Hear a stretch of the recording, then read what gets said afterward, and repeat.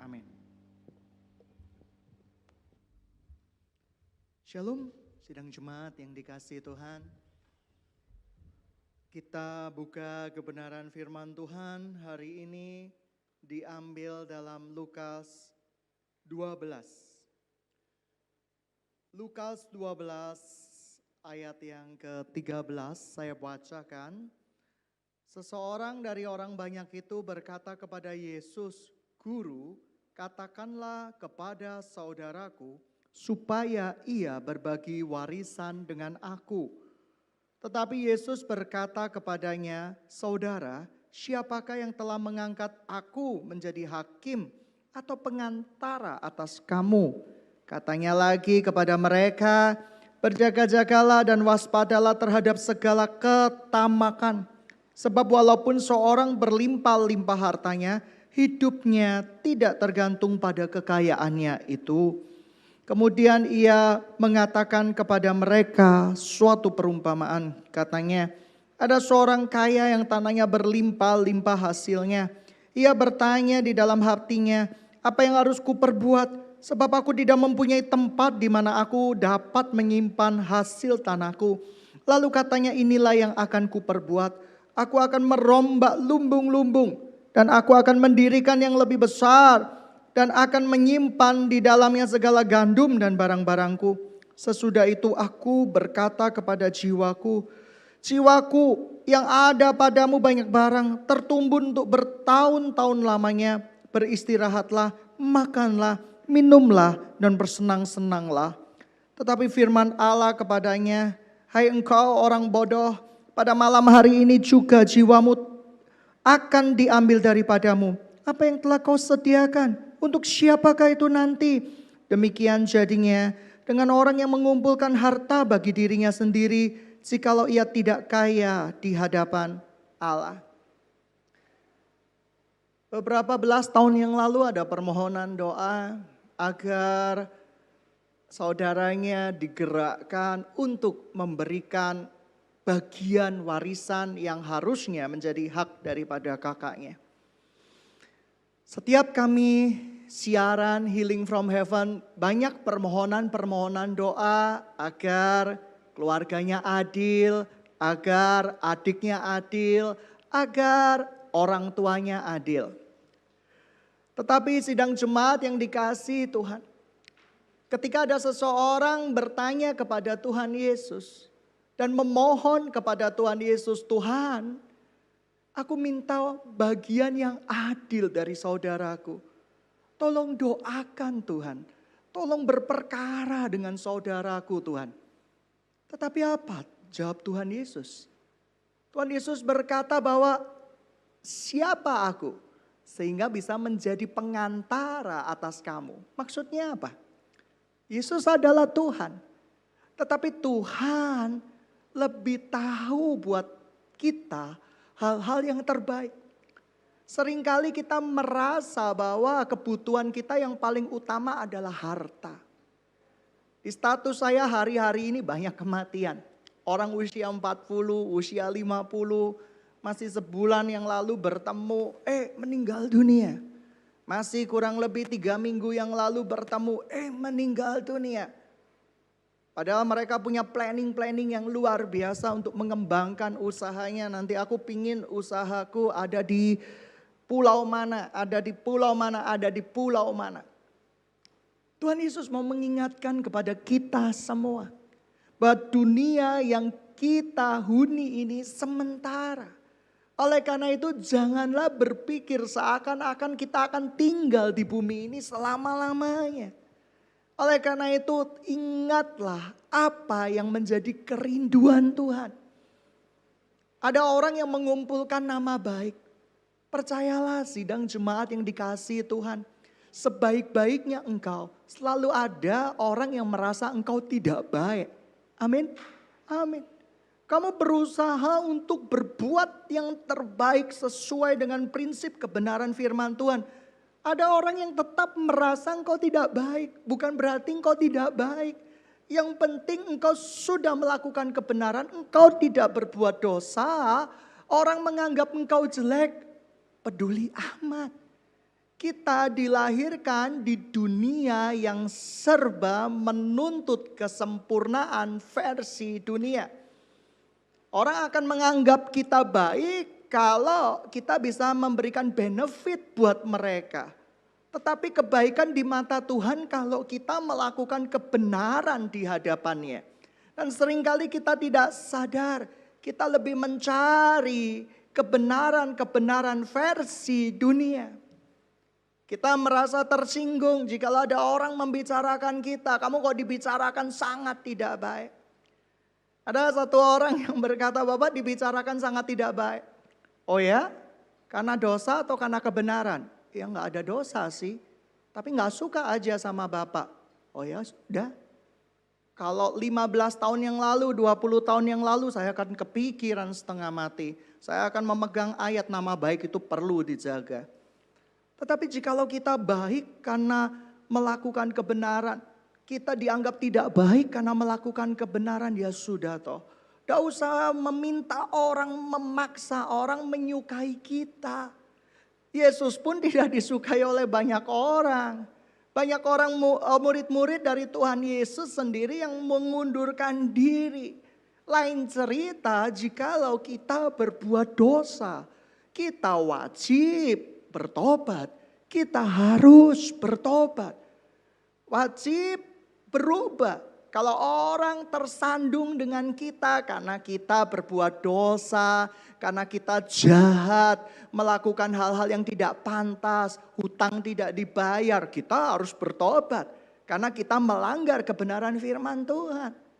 Sidang jemaat yang dikasihi Tuhan, jangan meminta dunia untuk menerima kamu. Firman Tuhan berkata dunia sudah menolak kita. Karena dunia tidak pantas buat anak-anak Tuhan. Tuhan berkata bahwa pikirkan perkara-perkara yang di atas. Ketika saya baca ayat ini, orang kaya yang bodoh.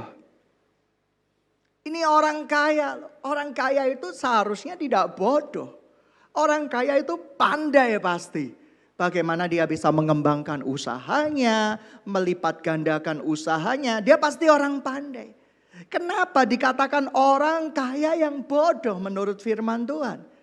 Karena ia mencari yang sementara. Ia mencari status pengakuan yang sementara. Ia tidak mencari pengakuan dari surga.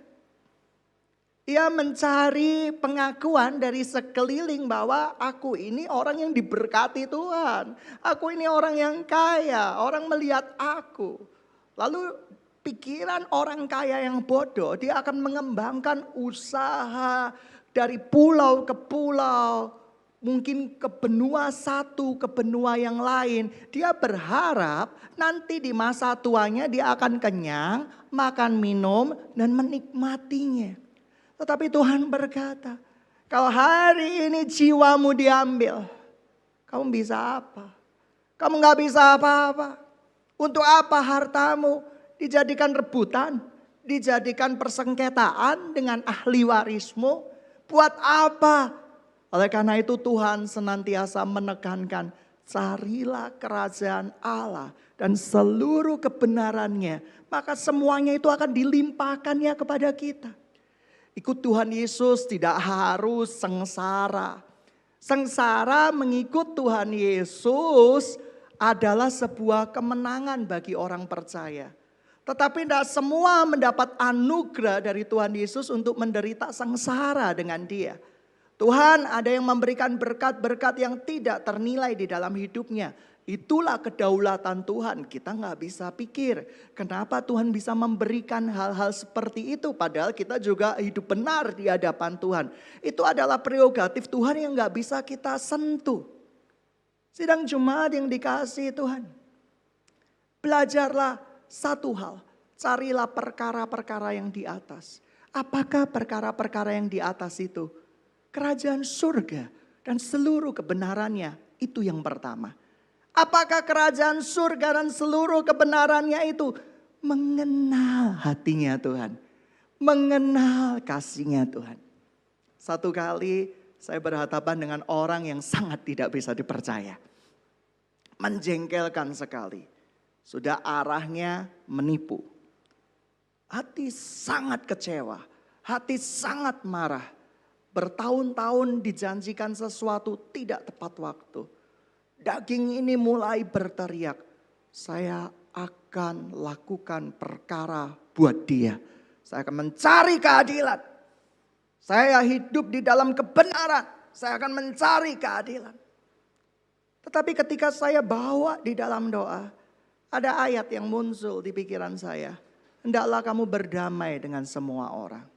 Berdoalah dan kasihilah orang yang menganiaya kamu. Sebab dia pun sedang kutunggu untuk kembali ke hatiku. Saya terkejut. Penilaian kita berbeda dengan penilaian Bapa. Menurut saya orang ini udah gak pantas disebut anak Tuhan. Labelnya saja. Perbuatan-perbuatannya sangat tidak mencerminkan kehidupan anak Tuhan. Tetapi Tuhan sangat mencintainya. Tuhan merindukan dia kembali. Bahkan melebihi saya. Saya tidak berharap kembali. Saya berharap dia melakukan yang menjadi tanggung jawabnya. Itulah hati Tuhan. Kadang kita gak mengerti hati Tuhan. Karena hati Tuhan itu kadang begitu sukar kita selami sebagai manusia. Yang kedua, pernah satu kali, 1-6 bulan, apa yang saya simpan selalu tidak menghasilkan. Saya seorang yang hidupnya hemat, Anda bisa cek rumah saya, Anda bisa cek mobil saya. Mobil saya di bawah 100. Saya jarang mau mobil baru. Sidang jemaat yang dikasihi Tuhan, apakah saya tidak bisa membeli mobil yang lebih daripada 100? Bisa-bisa saja. Tetapi saya selalu percaya bahwa harta yang dipercayakan Tuhan buat saya, itu bukan buat saya semata. Tetapi untuk kepentingan kerajaan Tuhan. Itu yang saya tanamkan. Karena yang penting bisa berkendara, ya cukuplah, ya sudahlah. Saya sudah lama mati dengan penilaian orang. Berarti kalau seorang hamba Tuhan naik mobil yang sangat mewah, dia sangat diberkati. Itu kan pandangan-pandangan dunia, bukan pandangan Tuhan. Itu kan pandangan-pandangan dunia yang mengerikan. Dan itu standar-standar Tuhan untuk mendefinisikan seseorang diurapi Tuhan, dipakai Tuhan atau diberkati Tuhan atau tidak. Tapi ukuran Tuhan berbeda untuk menilai hati kita.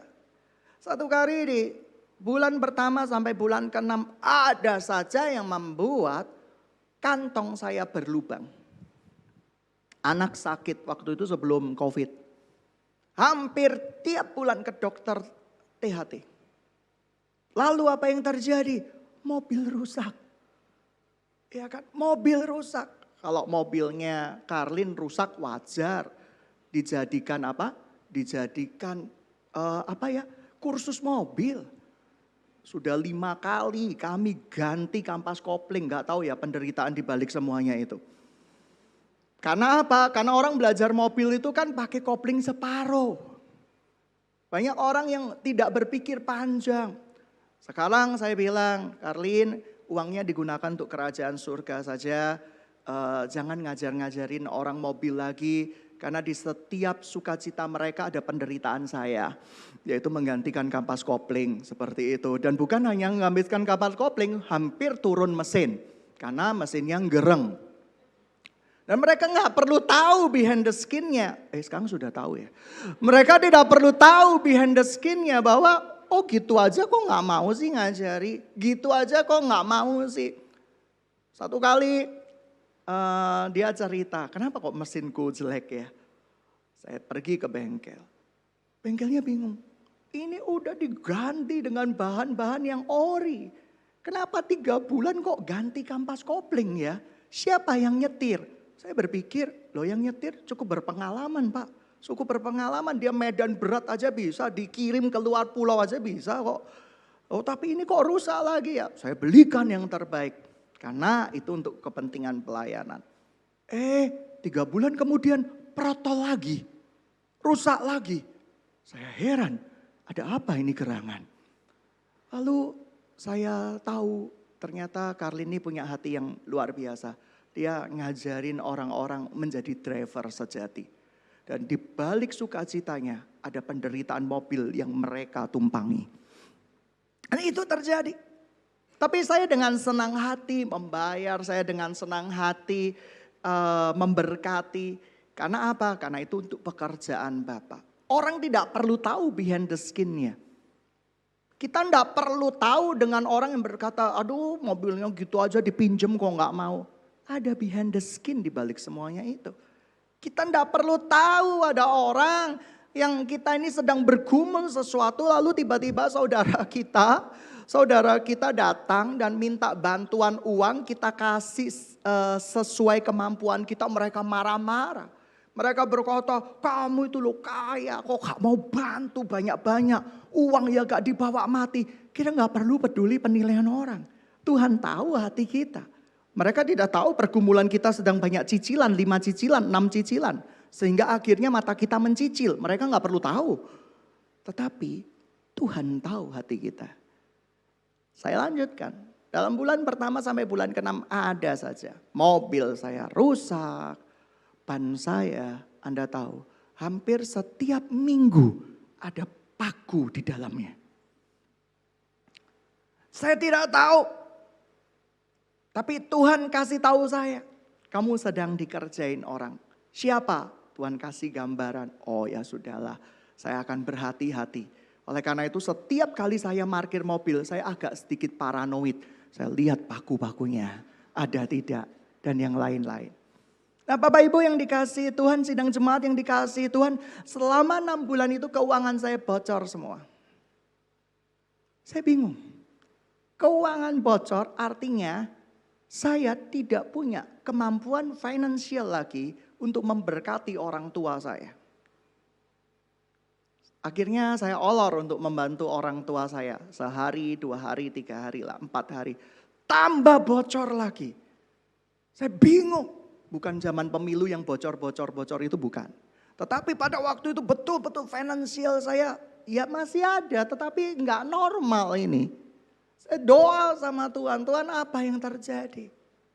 Ternyata Tuhan ingatkan saya tidak sadar pernah terluka dengan seseorang. Dan saya masih menyimpan luka itu. Saya bingung, loh Tuhan saya sudah mengampuni. Tetapi Tuhan berkata, enggak kamu masih terluka. Iya sih, ketika dengar satu nama, hati saya ini enggak enak. Ampuni dia. Akhirnya saya doa, Tuhan saya lepaskan pengampunan. Saya bergumul di kamar doa saya, air mata keluar. Tahu enggak? Seminggu kemudian, enggak ada bocor-bocor lagi. Aneh kan? Aneh sekali. Tapi yang ada adalah berkat yang terus mengalir. Saya bingung dengan hukum rohani. Lalu Tuhan kasih hati saya lagi. Kamu jangan pernah telat ngasih orang tuamu. Loh, kenapa Tuhan? Mereka juga gak miskin-miskin amat. Mereka juga hidup berkecukupan.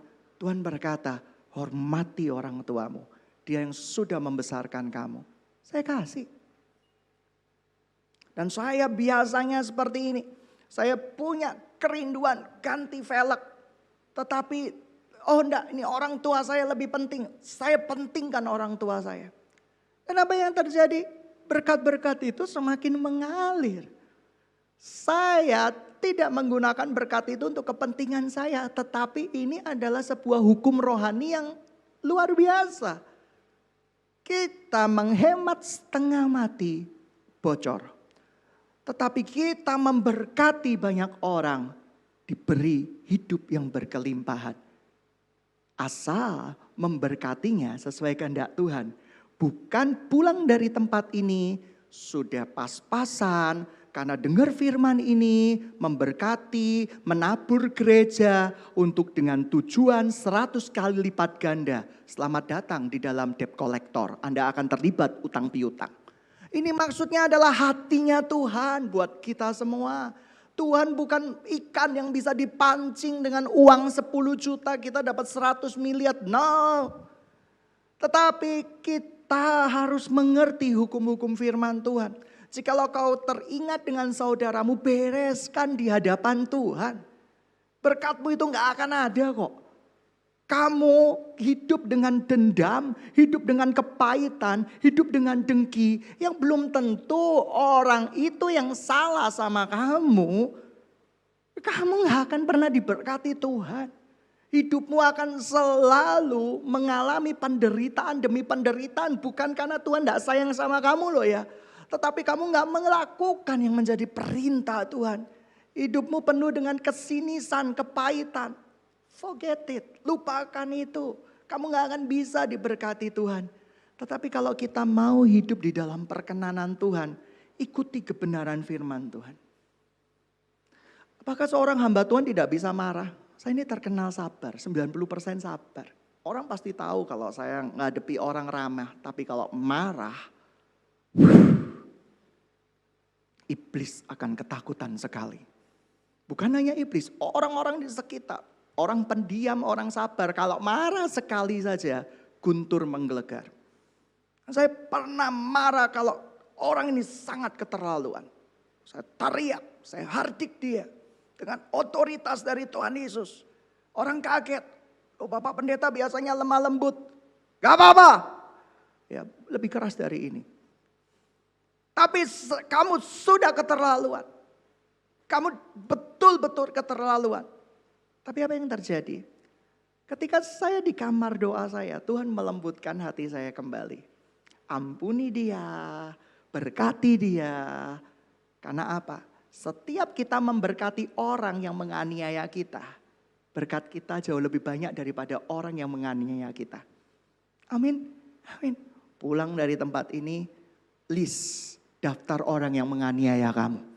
Doakan, berkati, hidupi kebenaran firman Tuhan. Masa firman Tuhan berbohong. Kamu akan hidup di dalam anugerah dan penyertaan Tuhan yang luar biasa. Lalu kenapa hidup kita ini stuck? Karena ada dosa yang masih kita simpan. Dosa-dosa yang tidak cenderung kita bereskan. Kenapa pelayanan kita gak maksimal? Karena ada dosa-dosa yang belum kita bereskan di hadapan Tuhan. Dan itu menjadi celah yang besar di dalam pelayanan-pelayanan kita. Sidang jemaat yang dikasihi Tuhan, mari kita cari perkara-perkara Tuhan, perkara-perkara yang di atas. Kita cari yang pertama perkenanan Tuhan, apa yang Tuhan mau, apa yang Tuhan rindukan, apa yang Tuhan inginkan di dalam kehidupan kita. Saya tidak suka dengan orang yang sifatnya suka mengungkit-ungkit. Dulu 5 tahun yang lalu diungkit, saya sudah berubah. 20 tahun yang lalu diungkit. Dia tidak menyadari setiap orang diproses dan diubah oleh Tuhan. Ketika engkau menjadikan patokan orang itu 20 tahun yang lalu, 5 tahun yang lalu, Anda betul-betul tidak menghargai Tuhan. Karena apa? Tuhan sanggup mengubah sikap hati. Seringkali kita punya standar-standar seperti orang Farisi. Pernah ada orang yang hidup di dalam perceraian. Dia masuk ke gereja-gereja dihakimi. Tuhan bilang gak boleh bercerai, dia gak boleh bercerai, gak boleh bercerai, gak boleh bercerai.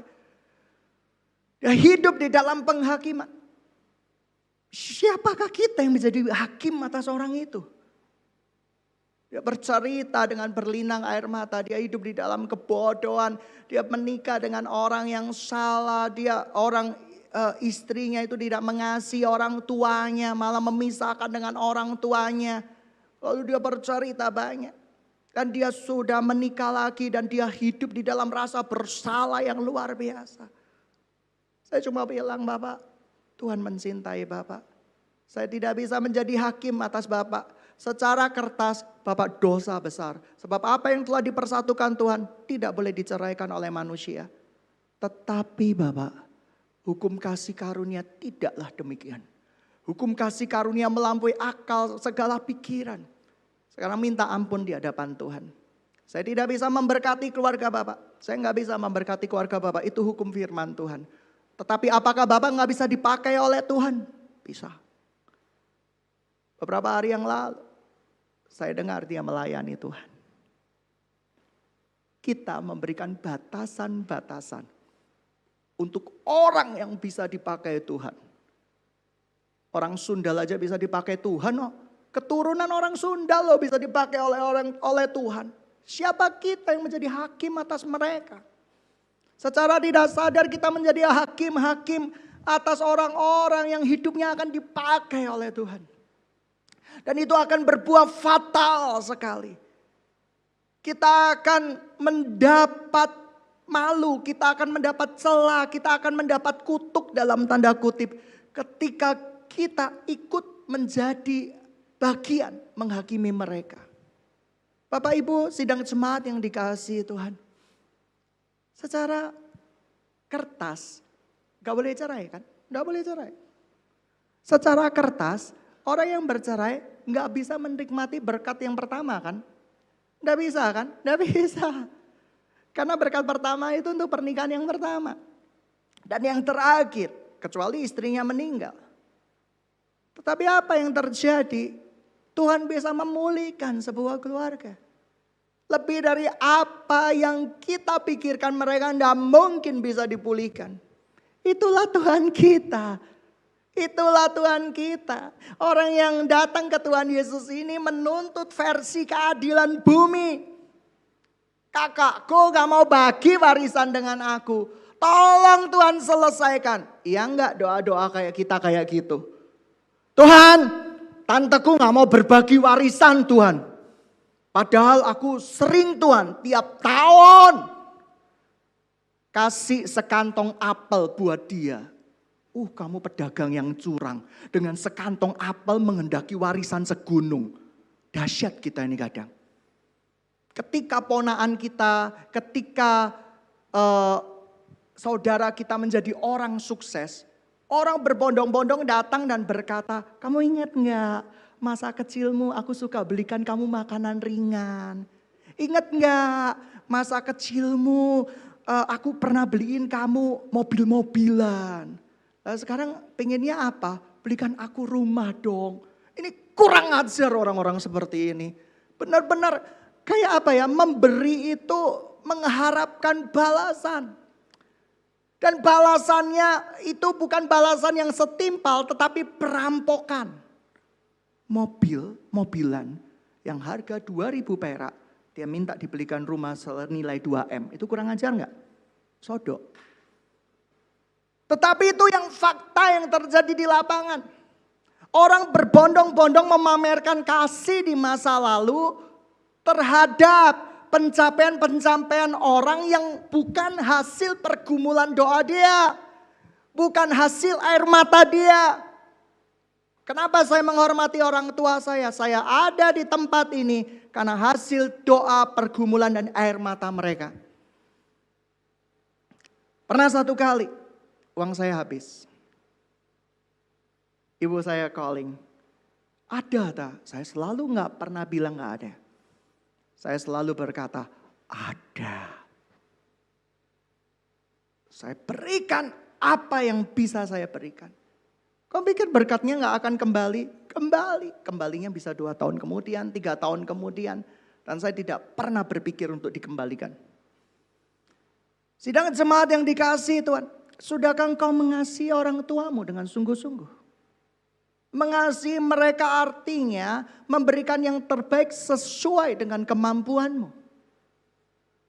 Jangan over kemampuan. Ketika ayah saya sakit jantung, saya hanya bisa sampai tingkatan Malaysia. Saya nggak bisa di USA, uang saya nggak ada. Tetapi begitu banyak orang yang memaksa Tuhan untuk memulihkan sesuai dengan cara pikiran dan cara pandang dia. Ada seseorang sakit jantung. Uangnya gak ada. Jangankan ke Malaysia, ke Jakarta, ke Surabaya aja gak ada. Tetapi dia bertekun di dalam doa. Apa yang terjadi? Sakit jantung yang sudah buntu 7. Semuanya dilenyapkan Tuhan dengan cara yang ajaib. Ilmu kita bukan ilmu kedokteran. Saya sangat menghargai ilmu kedokteran. Oleh karena itu setiap kali ketika saya melayani, saya selalu berkata confirmation with your doctor. Apakah kesembuhanmu ini placebo atau kesembuhanmu real? Thanks Lord. 90% real. Saya bukan tipikal ada orang pelayan Tuhan yang berkata, Bapak Pendeta ini kok kurang bahagia sih ketika ada orang sembuh. Biasanya kalau di tempat lain, orang sembuh satu itu langsung dibikinkan spanduk gede-gede. Sudah terjadi kesembuhan oleh pendeta bla bla bla bla bla bla. Saya berkata yang nyembuhin Tuhan kok. Yang harus dikasih spanduk gede-gede ya Tuhan Yesus. Wajah saya dikasih spanduk gede-gede, saya yang nyembuhin. Berarti kuasa ada pada saya, surga saya milik saya. Akibatnya apa? Surga palsu, neraka semua. Oleh karena itu segala kemuliaan hanya bagi Tuhan, bukan bagi 2 atau bagi 3 atau bagi 5. Dia yang harus semakin bertumbuh di dalam kehidupan kita, bukan kita. Kita ini yang semakin berkurang. Sidang jemaat yang dikasihi Tuhan. Saya selalu mengharapkan confirmation. Ada status, ada jawaban dengan bahasa yang aneh-aneh. Saya tidak pernah bereaksi. Saya chat DM secara pribadi. Coba cek IP-nya dari negara mana. Setelah dicek, betul kok IP-nya dari negara lain. Ya sudah, dipublikasikan. Gak perlu. Saya pengen tahu aja. Ini beneran atau tidak? Jangan-jangan ada yang mau ngerjain saya. Jangan-jangan ada yang minta sumbangan. Nah kita harus berpikir kritis dulu.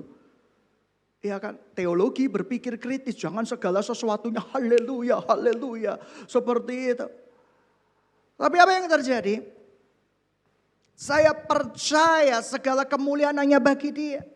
Konfirmasi berdatangan.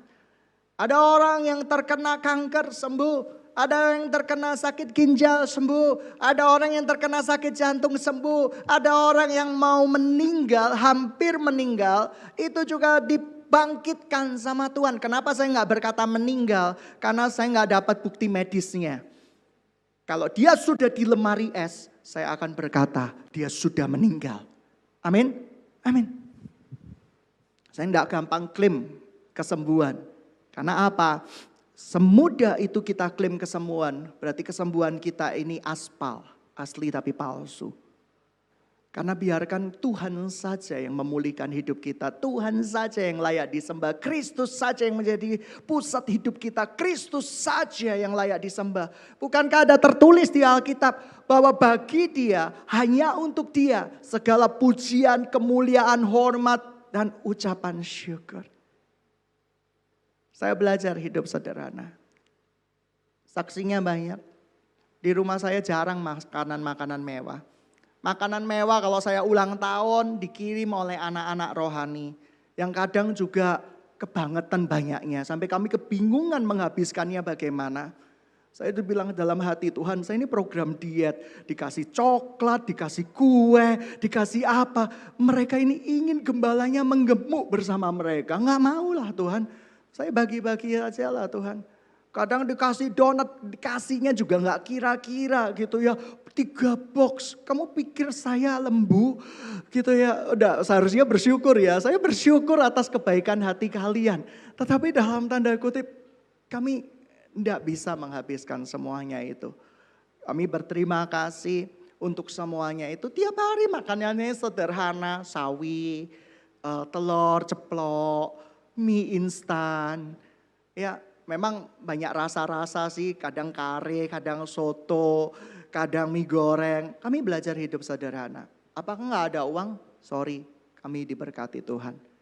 Tetapi bukan soal tidak ada atau makanan yang bagus atau makanan yang itu. Asal sudah makan dan bergizi sudah lebih dari cukup. Haleluya. Handphone juga demikian. Saya tidak pernah mencari handphone yang teknologi 4G, teknologi 6G kalaupun ada. Yang kamera ketika kita selfie berubah dari kondisi asli kita 180 derajat. Itu penipuan. Filter itu kan penipuan semua. Kita ini suka ditipu. Amin. Amin Hawa, hati-hati. Hawa suka ditipu ular. Ya kan? Jadi ketika engkau di toko handphone, engkau akan tanya, Mbak, Mas, kamera mana yang paling bagus? Oh ini filternya bagus. Wajah yang cempluk bisa menjadi langsing gitu ya. Yang matanya sipit bisa jadi belok. Kita ini suka menipu. Wajah-wajah tipuan kita pamerkan di status-status kita. Pantas saja mudah ditipu ular tua waktu itu. Bertobat gitu ya. Pria juga seperti itu. Teknologi. Nanti mau main game biar gak nge-lag. Tapi gak sempat-sempat main game. Gak sempat-sempat bikin desain grafis. Sempatnya cuma jawab telepon dan WA. Anda tahu kita gak bertanggung jawab loh. Saya mencukupkan dengan apa yang ada. Ya sudahlah 2 juta sudah cukup, ya sudahlah beli 2 juta. Ngapain sih mahal-mahal. Buat grafis, buat apa dan yang lain-lain ngapain sih. Laptop anak saya bekas semua. Karena bagi saya fungsinya yang lebih penting.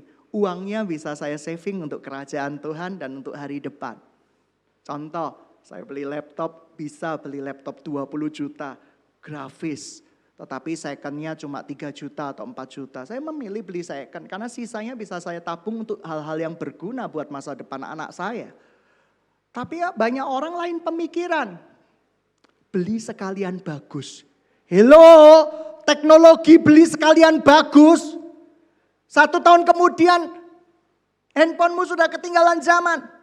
Laptopmu sudah ketinggalan zaman. Itu bukan pernyataan orang bijaksana. Oleh karena itu saya saving. Suatu saat saya punya agenda. Saya pingin banget jalan-jalan. Mungkin keluarga saya nggak tahu. Saya saving begitu banyak money mau ke Bali, biasalah. Saya belum pernah ke Bali sama sekali. Lucu kan? Belum pernah. Padahal Bali adalah pulau yang sangat saya ingin kunjungi pada waktu SD. Tapi apa yang terjadi? Setiap saya kumpul duit. Dan itu lumayan gede, puluhan juta. Karena keluarganya kan gede juga. Ketika saya bawa itu di mesbah Tuhan. Tuhan, saya kan punya perencanaan kan. Tuhan, saya punya rencana Tuhan. Pengen di hotel ini katanya teman-teman bagus. Pengen di hotel ini katanya bagus. Saya ingin, pokoknya menyenangkan keluarga saya. Saya mau bawa semuanya. Sudah terkumpul ini Tuhan. Apa yang kamu mau? Bangun paginya, Tuhan bangunin saya berkata, saya kasih gambaran orang-orang, transfer ke orang-orang itu. Dia lebih membutuhkan daripada kamu. Nangis darah enggak kamu? Cukup sih, saya mewek gitu ya. Istilah kerennya hamba Tuhan enggak boleh mewek. Saya bersedih hati. Saya sedih sama kamu Tuhan. Sedih itu kan singkatan, selalu di hati. Gitu ya. Sedih saya Tuhan, saya sedih Tuhan. Di hati ini sangat sedih Tuhan. Gitu ya. Lalu ketika ditanya, enggak jadi. Enggak, saya takut naik kapal dosa sih. Sebenarnya saya enggak takut naik kapal. Kapal laut enggak takut. Tapi kalau kapal terbang ada trauma. Tapi apa yang terjadi? Saya selalu berkata ya ini. Dan itu bertahun-tahun. Satu kali saya udah kumpulin uang. Tuhan, mobil ini kok kelihatannya gak enak Tuhan. Ketika pergi ke Solo Tuhan, waktu itu pergi ke Solo. Seperti ketika ada mobil besar itu kena seperti kayak goyang Tuhan. Aduh saya gak takut, saya takut Tuhan. Saya benar-benar pingin Tuhan mobil yang lebih kokoh, lebih keren. Ya, lalu Tuhan berkata truk, enggak sih gitu ya seperti itu. Mobil yang lebih kokoh, lebih keren Tuhan. Yang ketika kena base Tuhan, base-nya yang geleyang Tuhan. Bukan saya yang geleyang Tuhan. Saya kumpulin lagi, kumpulin. Dan sudah terkumpul. Saya doa lagi, saya paling takut doa pagi. Karena selalu jawabannya tidak menyenangkan daging saya. Dan setelah terkumpul semuanya sudah selesai, saya lihat brosur-brosur tanpa sepengetahuan keluarga, saya pergi ke showroom. Ini bagus, ini spot ini bagus lah. Udah saatnya saya menikmati hidup. Toh ya, saya nggak ngutang, saya nggak bersalah dan yang lain-lain. Doa. Tuhan berkata, berikan buat pendidikan. Stres nggak kamu? Enggak. Tapi saya pulang dengan berkaca-kaca. Tuhan, coba berbicara kepada hamba Tuhan yang lain gitu nggak sih? Tapi Tuhan berkata, senyum. Untuk soal ini, kamu yang cukup mendengar. Oleh karena itu saya berbicara sama kamu. Gitu ya, seperti itu. Oh, oke Tuhan. Baik Tuhan. Saya akhirnya persembahkan itu, saya tidak jadi. Untuk renovasi, untuk pembangunan di tempat pendidikan, di rumah Tuhan. Ada sesuatu yang kadang cara kerja Tuhan itu tidak masuk pikiran kita. Tetapi ketika pagi harinya menangis karena air mata, malam harinya saya mengalami kelegaan luar biasa. Saya bersuka cita sekali karena saya membuat Tuhan saya bersuka cita. Sidang jemaat yang dikasihi Tuhan, setiap orang punya own story. Anda tidak perlu mengikuti cerita saya. Tiba-tiba yang mau pergi ke Bali membatalkan liburan semua, memberikan buat gereja, buat apa kalau itu tidak disuruh Tuhan? Nikmati, itu anugerah Tuhan. Anugerah saya berbeda dengan Anda. Saya seringkali minta maaf sama anak-anak saya, sorry ya, anugerah saya ini berbeda. Perkenanan Tuhan berbeda, tabahkan hatimu. Saya bilang kayak gitu. Sidang jemaat yang dikasihi Tuhan, tapi saya hanya mau yang Tuhan mau. Karena saya berpergian untuk mencari penghiburan. Untuk mencari damai sejahtera dan sukacita. Dan itu dibayar lunas oleh Roh Kudus, oleh Tuhan Yesus. Tuhan menghibur hati saya. Tuhan membuat hati saya bersukacita. Melebihi liburan sekalipun. Tidur saya besok paginya nyenyak. Mimpi indah. Mimpi jalan-jalan ke negara-negara lain. Sambil terbang, bayangin kamu. Bangun kesiangan, itu anugerah tidak ternilai. Karena ketika saya melayani dan tidak hari-hari libur, pikirannya bangun pagi nganterin anak, doa, pelayanan. Oh, berkecamuk.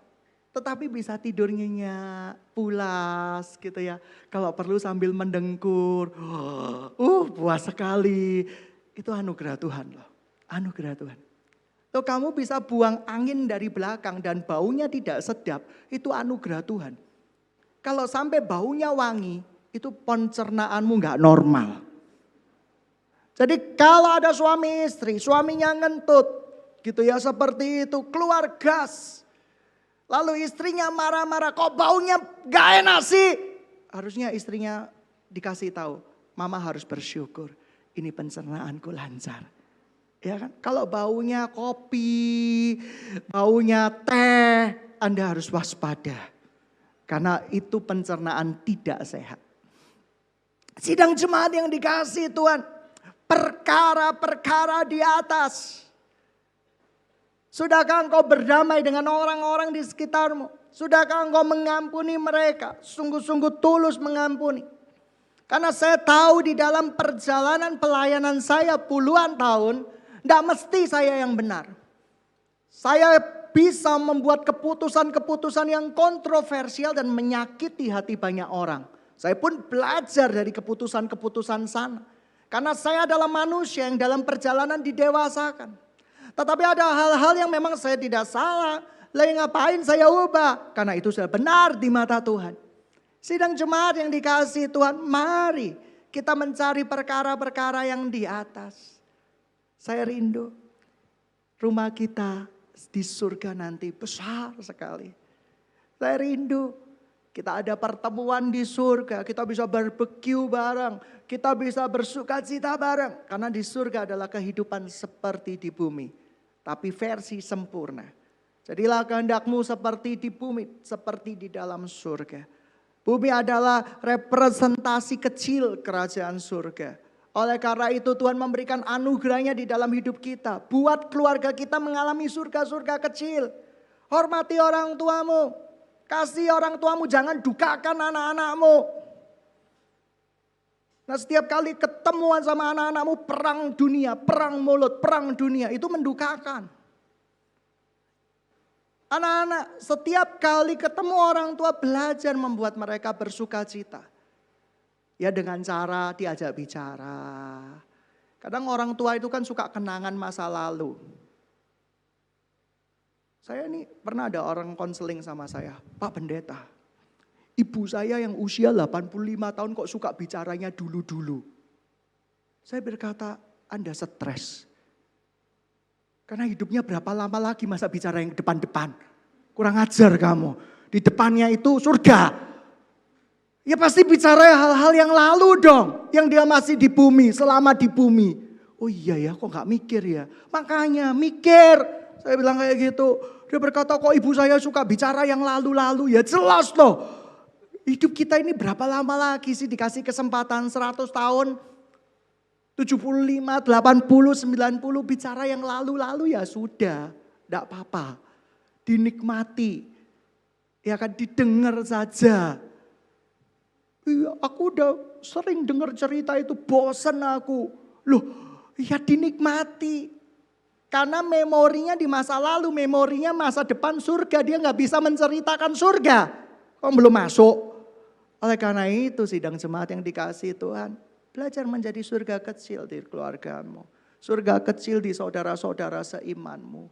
Surga kecil di lingkungan gerejamu. Jangan ada kamu, tiba-tiba orang itu tiba-tiba gelisah, resah. Masalah apa lagi yang akan kamu timbulkan gitu ya.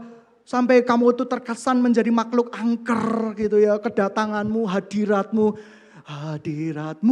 gitu ya. Dan itu yang terjadi. Belajar menyenangkan hati mereka. Ketika engkau punya planning. Saya selalu diingatkan, Tuhan, saya punya planning liburan. Orang tua juga harus sadar. Anak-anak udah gede. Kadang mereka ingin liburan sendiri. Amin. Saya kadang pingin liburan sendiri tanpa orang tua saya. Tapi di satu sisi saya pingin liburan sama orang tua saya. Untuk menyenangkan mereka. Tapi puji Tuhan orang tua saya gak pernah komplain saya mau liburan kemana, keliburan kemana. Kadang seringkali kita menciptakan suasana tidak enak di dalam keluarga kita. Padahal hidup kita ini dipanggil menjadi berkat. Hidup kita itu merepresentasikan kerajaan surga. Kita ini suka melakukan sihir. Contoh, orang tua yang melakukan sihir ke anak. Anaknya pamitan. Mama, aku kepingin hiking mama ke panjat gunung. Ibu yang baik kan berkata, hati-hati aku berkati kamu, amin. Tapi ada ibu yang gak baik loh. Mama kok gak diajak? Ya ampun Tuhan Yesus. Hiking mama, hiking. Gitu ya panjat gunung. Mama bisa. Aduh gitu ya. Itu kadang ada mama-mama yang tidak berhikmat. Seperti itu. Ma, saya kepingin ke Pulau Lombok ma. Di sana saya mau diving. Ikut, mama kok gak diajak? Mama diving mama, menyelam, bukan dying mama. Iya kan? Menyelam. Ada ibu-ibu yang kadang lupa usia. Diving, gak bisa renang, minta diving lagi. Ya, mari gitu, menggerutu di hati. Ya udahlah, ya terserah lah kamu mau pergi-pergi. Ya terserah lah kamu mau pergi. Ya sudah gak apa-apa. Biarkan mama sendirian saja di rumah. Ya ampun sihir lagi. Hidupmu kok penuh dengan sihir. Berubah dong. Ciptakan keluargamu itu surga. Berkati. Nak diving oleh-olehnya ya itu boleh. Oleh-olehnya ya nak ya. Apa mama pingin oleh-olehnya? Mama pingin durian 1 truk. Ya belikanlah kalau bisa. Ya kan? Mamanya suka durian. Nah sidang jemaat yang dikasih Tuhan. Ayolah. Kita pikirkan perkara-perkara di atas. Kerajaan surga turun di bumi seperti di surga. Hidup di dalam perdamaian dengan semua orang. Buat apa sih bermusuhan? Bermusuhan itu tidak mendatangkan berkat sama sekali. Tidak mendatangkan apapun. Hidup itu hidup yang indah ketika surga ada di hati kita. Yesus ada di hati kita, sudah ada surga. Saya bukan orang yang sempurna, tapi saya belajar terus, belajar terus, belajar terus, belajar terus, dan belajar terus. Saya mau disempurnakan selalu. Kalau ada teman saya yang bertemu 20 tahun yang lalu, ada beberapa anak-anak rohani yang buat status-status aneh. Kadang, kamu kan seperti ini. Dia nggak tahu, saya sudah dirubah. Dia nggak tahu. Saya dulu 20 tahun yang lalu, saya benci jadi gembala. Benar-benar gak mau jadi gembala. Saya mau tujuannya jadi penginjil dari pulau dan benua, dari desa. Tapi Tuhan kirim saya jadi gembala. Ada prosesnya di sana. Suatu saat Tuhan kasih mimpi saya. Ada tulisan gede. Hospital. Bukan berarti saya masuk hospital, bukan. Tuhan, apa yang kamu mau? Buat rumah sakit. Di bayangan saya rumah sakit, alat-alat canggih. Amin? Amin. Dikasih ini, wah ini gimana cara ngumpulin dananya. Gimana Tuhan orang-orangnya Tuhan, bagaimana Tuhan. Apakah mereka harus tahu Tuhan, mereka memberi Tuhan. Atau bagaimana ini Tuhan. Tapi pikiran Tuhan dengan pikiran kita beda loh. Bisa saja rumah sakit versinya Tuhan adalah rumah sakit yang sederhana. Menampung orang yang gak mampu. Dengan teknologi yang sederhana. Tetapi sangat dibutuhkan oleh masyarakat di lapisan bawah. Oh itu Tuhan kita yang dahsyat. Allah turut bekerja di dalam semuanya itu. Oleh karena itu serahkan semua kerinduan kita di hadapan Tuhan. Semua mimpi kita di hadapan Tuhan. Banyak orang yang tidak konsisten dengan kata-katanya. Aku serahkan mimpi Tuhan di dalam hidupku. Tetapi ketika itu tidak terjadi engkau mulai marah. Yang harusnya marah adalah Tuhan bukan kita karena itu mimpinya. Amin. Amin. Berarti kalau marah itu mimpimu. Dibungkus dengan suara Tuhan.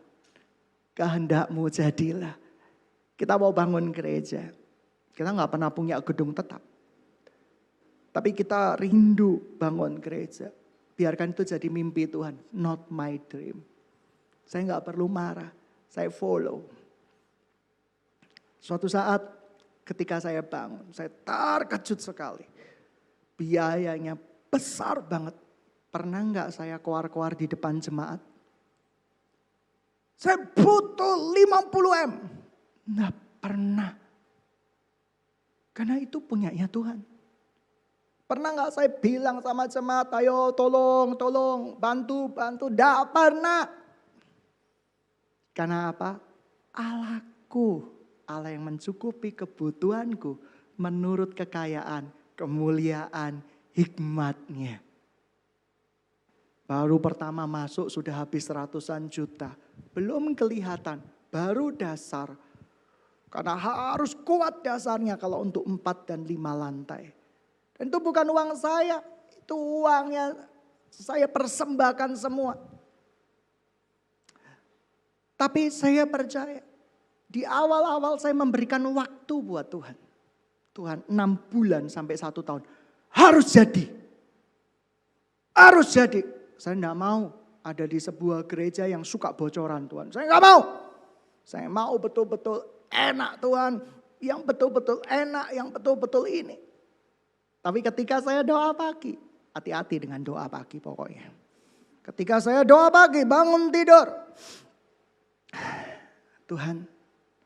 Kok kelihatannya berat sekali apa yang harus saya lakukan. Tuhan bilang, loh ini proyekku bukan proyekmu. Kalau ini proyekku aku yang bertanggung jawab. Kalau ini proyekmu kamu akan koar-koar tiap minggu minta sumbangan. Tiap minggu bilang ini sebuah rumah Tuhan yang dimana Tuhan akan turun. Pengurapannya dahsyat. Oh ngawur. Sorry ya di kamar kos sederhana. Urapan Tuhan juga ada. Jadi jangan mau di flexing secara rohani. Flexing rohani itu penipuan dengan berbungkus kerohanian. Saya terus terang bilang seperti itu. Karena banyak anak-anak Tuhan yang hatinya belum bisa dipertanggungjawabkan di hadapan Tuhan. Apakah hati saya sudah murni? Belum. Emas yang murni itu angel, mahal. Harus dibakar terus, dibakar terus, dibakar terus. Sekalipun dagingku dan hatiku habis lenyap. Dibakar itu sakit. Sakit loh, sakit sekali. Tetapi kalau sudah jadi, kita akan jadi emas yang murni di hadapan Tuhan. Apakah saya tidak nginjak bumi? Saya masih nginjak bumi. Saya masih nonton bioskop di seumur hidup saya sejak bertobat. Percaya atau tidak, saya nonton bioskop itu tidak lebih dari hitungan 5. Yang paling saya ingat Superman. Yang kedua Frozen, karena ngajak anak saya. Bapaknya disuruh ikut lihat Frozen. Baiklah, tidak apa-apa. Ya, saya lupa, mungkin Spider-Man juga pernah. Pokoknya hanya hitungan, tidak pernah satu jari ini. 1 tangan. Aneh memang, tapi saya masih ingin nginjak bumi. Saya disuruh nonton bioskop, kebetulan itu mendidik, oke. Lah ngapain?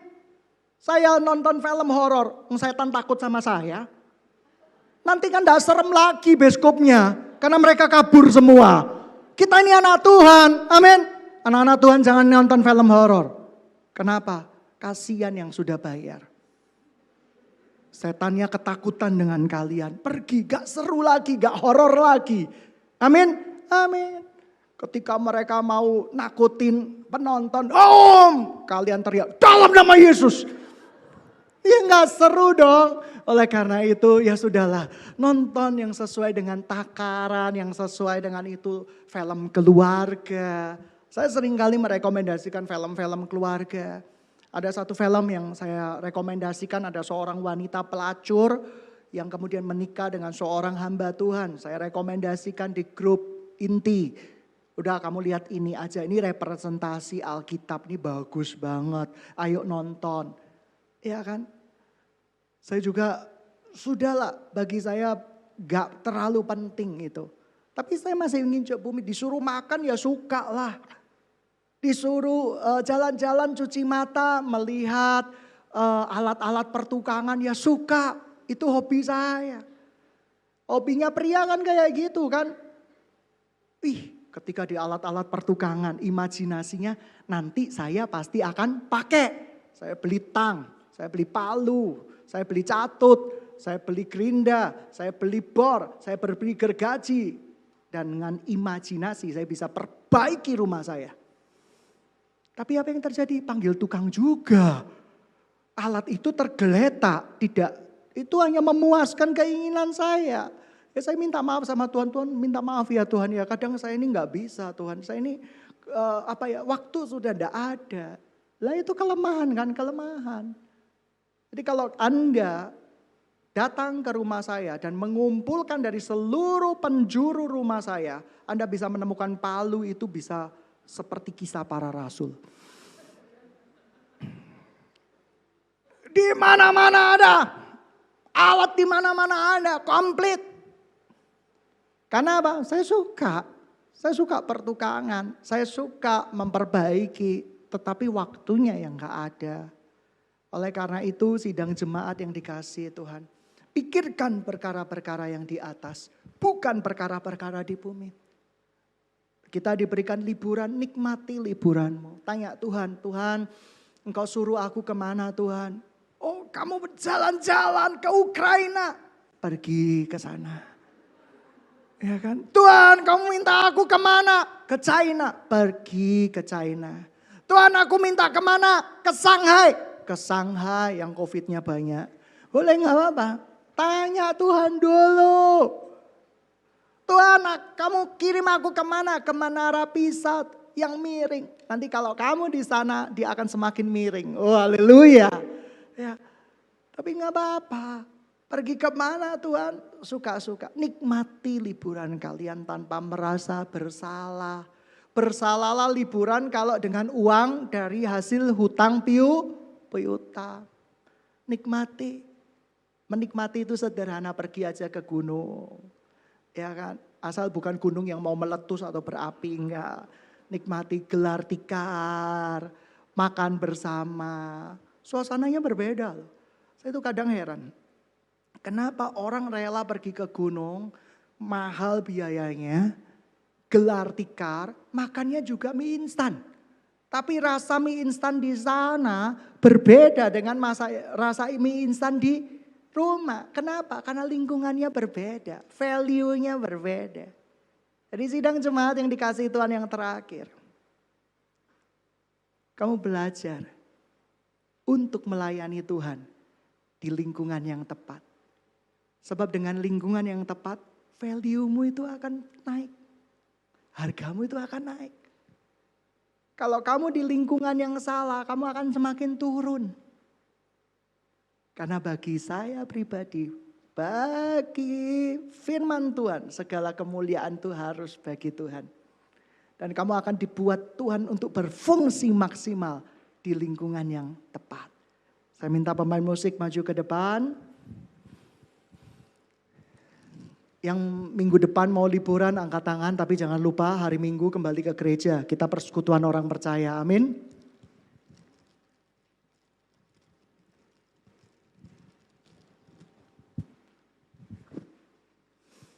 Kita berdoa bersama-sama pagi hari ini.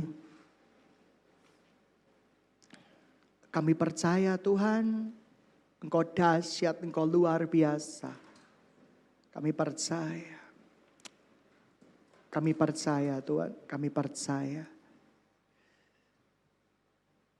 Mari kita bangkit berdiri bersama-sama.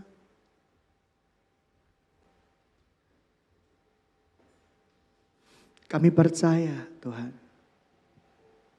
Kami percaya.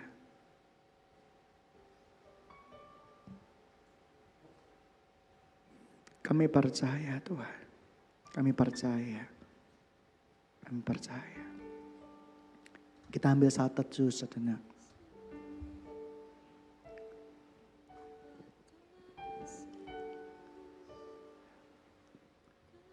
Kami percaya Tuhan, kami percaya. Bapakku, Kau paling mengerti segala kelemahan kami, segala luka kami. Kami percaya Engkau yang sudah menuliskan kisah di dalam hidup kami. Dan kisah di dalam hidup kami adalah menyenangkan hati-Mu Tuhan. You are Jesus. You are so precious to me. Bapakku, Kau paling mengerti segala lemahku, segala lukaku. Bapakku, Kau yang menulis kisahku dengan cinta-Mu, dengan kasih-Mu. Tawa dan air mata ku jalani bersama-Mu. Kau yang melukiskan rencana yang indah, yang ku rindu selamanya di hati, selamanya di mimpi-Mu, selamanya di hati Bapa. Yang ku rindu selamanya di hati, selamanya di mimpi-Mu, selamanya.